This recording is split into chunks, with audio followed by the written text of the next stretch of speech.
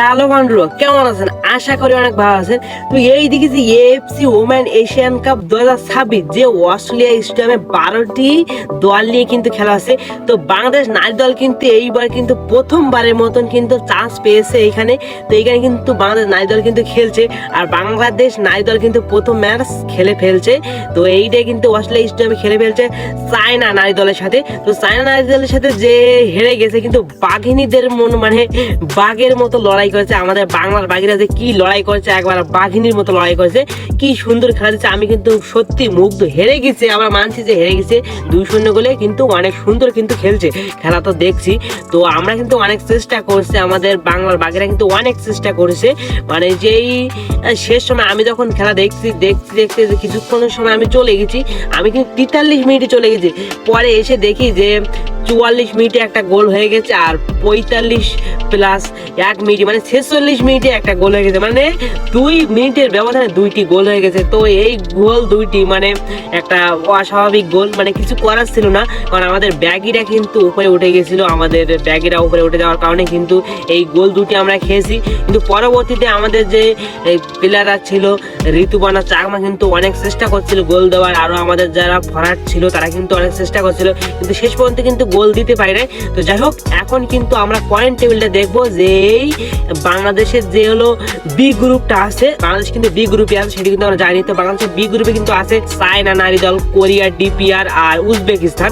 তো এই 4টি দল নিয়ে কিন্তু বি গ্রুপ তৈরি হয়েছে। তো এই বি গ্রুপের প্রথম ম্যাচ কিন্তু সবার হয়ে গেছে। তো পয়েন্ট টেবিলটা আমরা একটু দেখে নিই।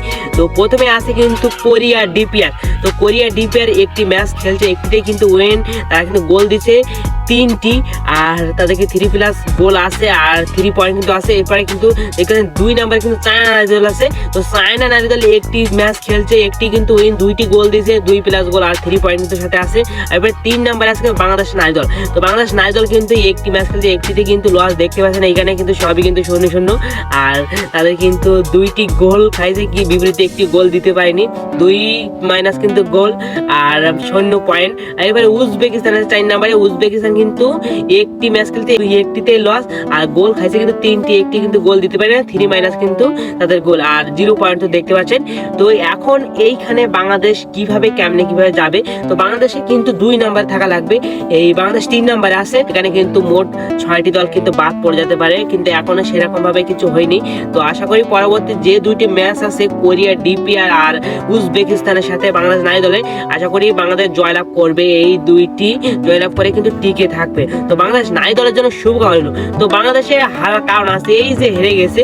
তো এই হেরে যাওয়ার কারণ, বাংলাদেশ যে কত সুন্দর লড়াই করছে চায়না নারী দলের সাথে, কারণ চায়না কিন্তু আছে র্যাঙ্কিং এ 17 নাম্বারে, আর আমাদের বাংলাদেশ নারী দল কিন্তু আছে 112 নাম্বারে। মানে প্রায় 96-95 কিন্তু তারা আমাদের থেকে এগিয়ে। সেই শক্তিশালী দলের সাথে কিন্তু বাংলাদেশ রুখে দিয়েছে। তো এরপরে কিন্তু কোরিয়া, ডিপিআর আর উজবেকিস্তান কিন্তু একটু র্যাঙ্কিং কম আছে, তবুও কিন্তু বাংলাদেশের সাথে থেকে তারা কিন্তু এগিয়ে আছে। তো যাই হোক, এটা কোনো বিষয় না। তো এখন বাংলাদেশ নারী দলের পরবর্তী ম্যাচ দুটো জয়লাভ করতে এই আমাদের তাদের কাছে শুভকামনা। তো আজ এই পর্যন্ত। ভিডিও থেকে লাইক এবং চ্যানেলটি সাবস্ক্রাইব করে আমার সাথে যাবেন। নেক্সট ভিডিওতে আবারও দেখা হবে আপনাদের সাথে। তো আজ এই পর্যন্ত, ভালো থাকেন।